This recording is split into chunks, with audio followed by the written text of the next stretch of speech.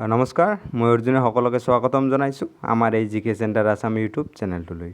আজি আমি আলোচনা কৰিম ভাৰতৰ নতুন পাৰ্লিয়ামেণ্ট সংসদৰ বিষয়ে। আৰু আজিৰ প্ৰথম প্ৰশ্নটো হৈছে ভাৰতৰ নতুন সংসদ ভৱন ক'ত অৱস্থিত? ভাৰতৰ নতুন সংসদ ভৱন নতুন দিল্লীত অৱস্থিত। ঠিক আছে। আৰু সংসদৰ বিষয়ে ভাৰতীয় সংবিধানৰ ৭৯ নম্বৰ অনুচ্ছেদত উল্লেখ আছে। লগতে মনত ৰাখিব সংসদৰ অংগ হৈছে তিনিটা: ৰাজ্যসভা, লোকসভা আৰু ৰাষ্ট্ৰপতি। আৰু ৰাজ্যসভাৰ বিষয়ে ভাৰতীয় সংবিধানৰ ৮০ নম্বৰ অনুচ্ছেদত উল্লেখ আছে। ঠিক আছে। আৰু লোকসভাৰ বিষয়ে অনুচ্ছেদ ৮১ উল্লেখ কৰা আছে। ঠিক আছে। লগতে মনত ৰাখিব সংসদৰ সদন দুটা, এটা হৈছে ৰাজ্যসভা আৰু আনটো হৈছে লোকসভা। পৰৱৰ্তী কোৱেশ্চন, নতুন সংসদ ভৱনৰ আধাৰশিলা প্ৰধানমন্ত্ৰী নৰেন্দ্ৰ মোদীয়ে কেতিয়া স্থাপন কৰিছিল?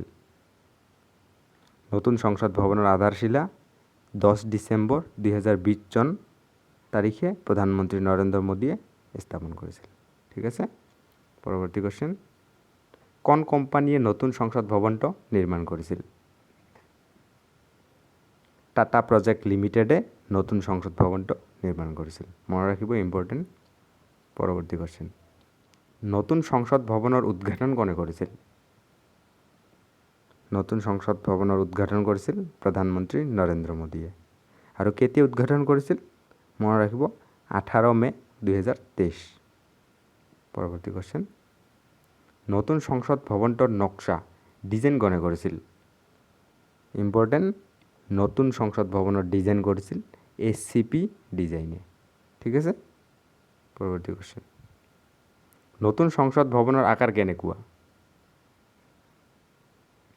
নতুন সংসদ ভৱনৰ আকাৰ হৈছে ত্ৰিকোণী। ঠিক আছে। পৰৱৰ্তী কোৱেশ্চন, নতুন সংসদ ভৱনৰ মুখ্য শিল্পকাৰ কোন? ইম্পৰ্টেণ্ট আছে, নতুন সংসদ ভৱনৰ মুখ্য শিল্পকাৰ হৈছে বিমল পাটেল। পৰৱৰ্তী কোৱেশ্চন, নতুন সংসদ বনোৱাৰ বাবদত কিমান টকা প্ৰস্তাৱিত আছিল? নতুন সংসদ বনোৱাৰ বাবদত প্ৰস্তাৱিত আছিল 971 কৰোৰ, কিন্তু সংসদ সম্পূৰ্ণ হ'বলৈ মুঠ খৰচ হৈছিল 1200 কৰোৰ।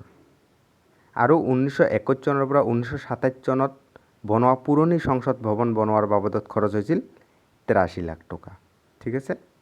পৰৱৰ্তী কোৱেশ্চন, কোনটো যোজনাৰ ভিত্তিত নতুন সংসদ ভৱনটো নিৰ্মাণ হৈছিল? ইম্পৰ্টেণ্ট কোৱেশ্চন, চেণ্ট্ৰেল ভিষ্টা পুনৰ্বিকাশ যোজনাৰ ভিত্তিত নতুন সংসদ ভৱনটো নিৰ্মাণ হৈছিল। ঠিক আছে। পৰৱৰ্তী কোৱেশ্চন, নতুন সংসদ ভৱনৰ ক্ষেত্ৰফল কিমান? নতুন সংসদ ভৱনৰ ক্ষেত্ৰফল প্ৰায় 65,000 বৰ্গমিটাৰ। ঠিক আছে। পৰৱৰ্তী কোৱেশ্চন, নতুন সংসদ ভৱনটো কিমান মহলীয়া? নতুন সংসদ ভৱনটো 4 মহলীয়া। ঠিক আছে। পৰৱৰ্তী কোৱেশ্চন, নতুন সংসদ ভৱনত লোকসভা সদনৰ বাবে কিমানজন সদস্যৰ আসনৰ ব্যৱস্থা কৰা আছে? নতুন সংসদ ভৱনত লোকসভা সদনৰ বাবে মুঠ 888 সদস্য আসনৰ ব্যৱস্থা আছে। আৰু ৰাজ্যসভা আসনৰ বাবে 384 সদস্যৰ আসনৰ ব্যৱস্থা আছে। ঠিক আছে। পৰৱৰ্তী কোৱেশ্চন, লোকসভাৰ চেম্বাৰ কোনটো বিষয়বস্তুৰ ওপৰত বনোৱা হৈছে? মনত ৰাখিব, ৰাষ্ট্ৰীয় পক্ষী ময়ূৰৰ ওপৰত লোকসভাৰ চেম্বাৰটো বনোৱা হৈছে। আৰু ৰাজ্যসভাৰ চেম্বাৰটো বনোৱা হৈছে ৰাষ্ট্ৰীয় ফুল পদুমৰ ওপৰত। ঠিক আছে। পৰৱৰ্তী কোৱেশ্চন, প্ৰধানমন্ত্ৰী নৰেন্দ্ৰ মোদীয়ে সংসদ ভৱন উদ্ঘাটন কৰাৰ সময়ত লোকসভা অধ্যক্ষৰ আসনৰ কাষতে কি স্থাপন কৰিছে?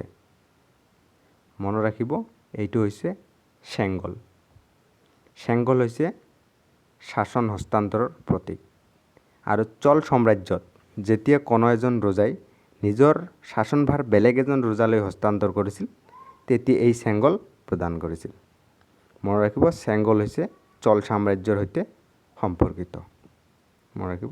পৰৱৰ্তী কোৱেশ্চন, নতুন সংসদ ভৱনত দুখন সদনৰ মাজত সংযুক্ত বৈঠক ক'ত আয়োজন হ'ব? লোকসভাৰ কক্ষত আয়োজন হ'ব। কাৰণ নতুন সংসদত পুৰণি সংসদৰ দৰে চেণ্ট্ৰেল হলৰ ব্যৱস্থা নাই।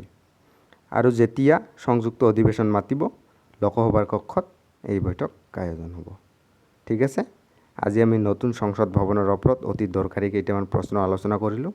আৰু যদি ভিডিঅ'টো ভাল পাইছে তেনেহ'লে ভিডিঅ'টো লাইক কৰিব, আৰু যদি কিবা ক'ব লগা থাকে তেনেহ'লে তলত কমেণ্ট কৰি জনাব, আৰু যদি এতিয়ালৈকে চেনেলটো ছাবস্ক্ৰাইব কৰা নাই তেনেহ'লে চেনেলটো ছাবস্ক্ৰাইব কৰি ৰাখিব।